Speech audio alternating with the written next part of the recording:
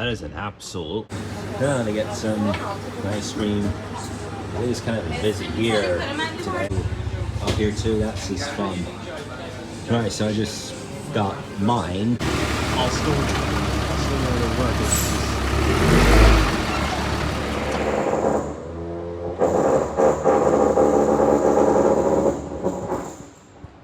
Wow, that is an absolutely easy start to Sunday heat.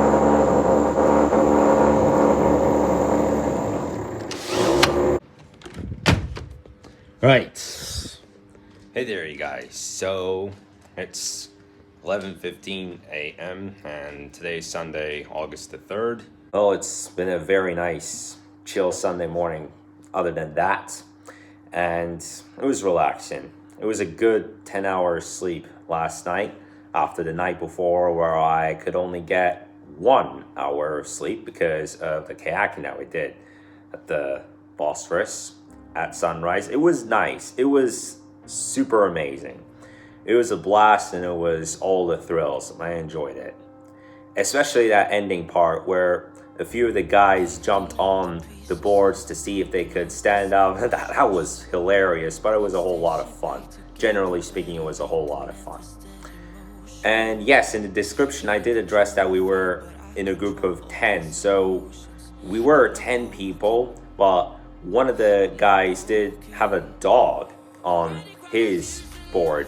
And he's very curious, like he is indeed some kind of animal that just wants attention. And so whenever he would try to get close to somebody, the guy would say, "Hey, you get back here." And he loves to swim as well. So like 3 or 4 times he did dive into the sea and have a really good swim. Am I looking to do it again next year? Well, maybe. What's definite is that I will do a 3rd year of filming J&J videos when we come to the next summer season. But the idea of going on the Bosphorus Canal Tour for a 2nd time would be cool. And I had my mom record the footage when I was getting on the board while we were already sailing. I would love to have filmed some footage while on the board as well, but the problem is that I don't have a waterproof case and it would be way too risky. That's why I didn't do it, and I let my mom film me while we were on the tour. And so in our first stop, we had a bunch of photos taken as well as some videos, and my Pilates instructor and a few other guys who are amongst those that work in the Lifetime Athletic as cardio teachers, like discussing my YouTube channel and all the content that I put out. And there are some that go like, "Mr. Different has a YouTube channel?" Well, that part they don't probably know, like when I say Mr. Different, but like still it could say, "Oh, he has a YouTube channel?" And at the end, they did have a look at one of my videos and were frankly impressed of how I do these Mr. Different kind of stuff.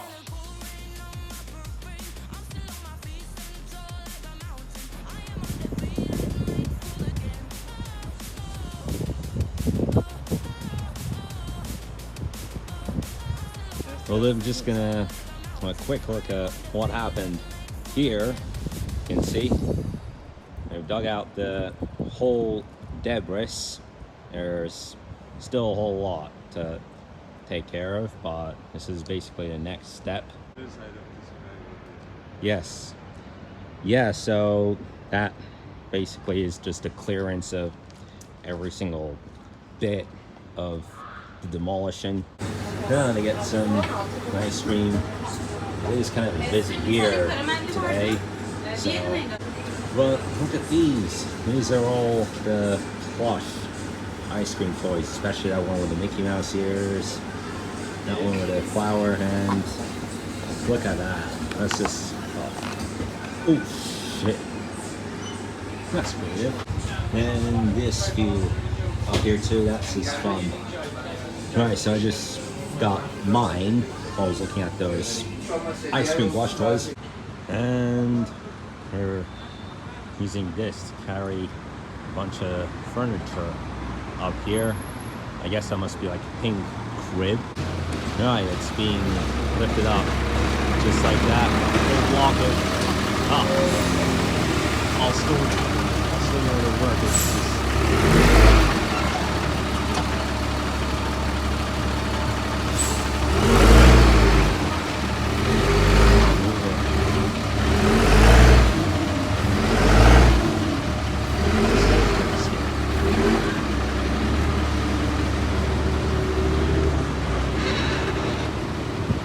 but wow, it lifts up and right into the house it goes.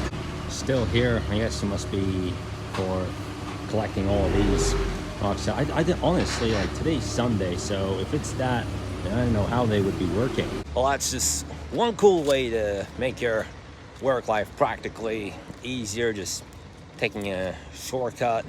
And before that, they were lifting a mirror up there, and they're just putting a whole bunch of stuff into a unit of an apartment that is 3 floors above ground level. So that's cool to watch. And by the way, if you can tell, that's a new hat that I got.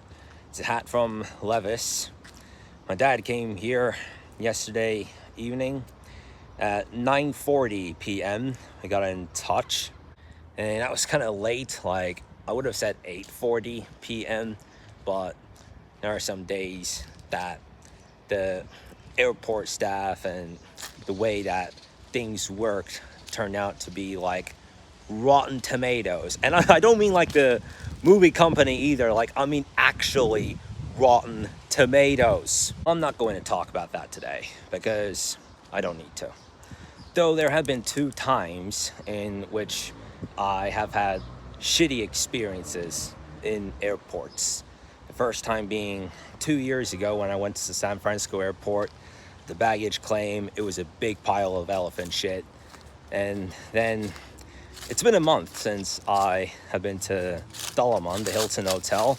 But on the return, I got to the airport, got into the check-in, and it was a living nightmare. Like, the staff do tend to get absolutely bitchy sometimes. Like, you get into the line and you're next, so you then go to the check-in area and he said, hey, I booked my ticket to get row 8 on the plane.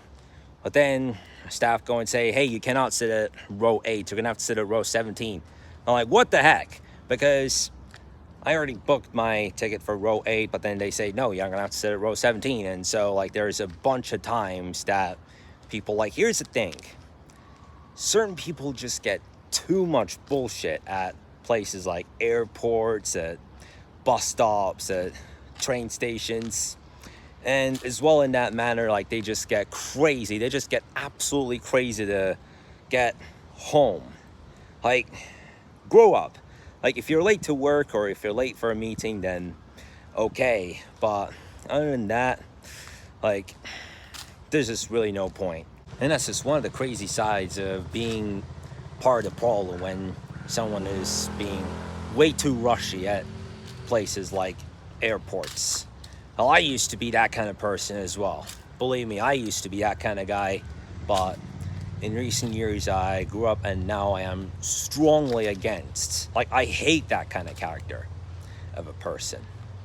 And there's this big thing, like, if you do go on the news frequently, like, there's a bunch of stories that spark up like fireworks all around articles about, like, whenever they talk about this manga prophecy, they talk about certain events that people predict. And, you know, there's this person that literally predicts everything.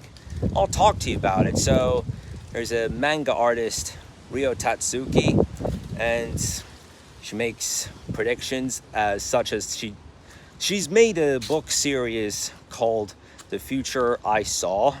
She would mainly write pages about things that she would see from her dreams come reality, and from one detail to another. Like, most of her predictions have come reality, including when COVID hit in 2020 and when Princess Diana died in the year of 1997. And like that just makes me think, how do you predict all of these? Like, how do you just dream of all of these? And then, like, are you a psychic or something? Like, do you have magic cards? Or are you a Sudoku expert? Or, wow, someone's saying hey to me, but okay. Or have you been around the solar system? I don't even know. Because, like, how can I comprehend this? Like, somebody that's dreaming about all of these events, and then in a later day, they become the reality. Like, it's so hard to comprehend this, other than it might be just some psychic vision. Like, you dream of things, you write about it, and it becomes real. Well, okay. You just made yourself even more famous than Elon Musk, right? Like, holy shit, that's just crazy. Like, she just writes books about dreams that she sees, saying this event is going to happen on this date. Like, holy crap. Now, it is 7:01 p.m. as we come towards sunset here on Sunday. So today's August 3rd. Goodness me, like, even August is flying by. It's less than 2 weeks until we make a return to the US. 13 days, folks. 13 days. Holy fucking shit, dude. They're fucking animals, man. Like, that's just crazy. They just turn into pieces of shit and attack one guy that borrowed a few kids. Like, come on. Fucking grow up. Prepárate. Let me see you jump. Prepárate. Get ready. Well, it's been a really cool Sunday either way, so that's it from me. Time to put this vlog to conclusion. Thank you so much for watching, and I'll see you tomorrow.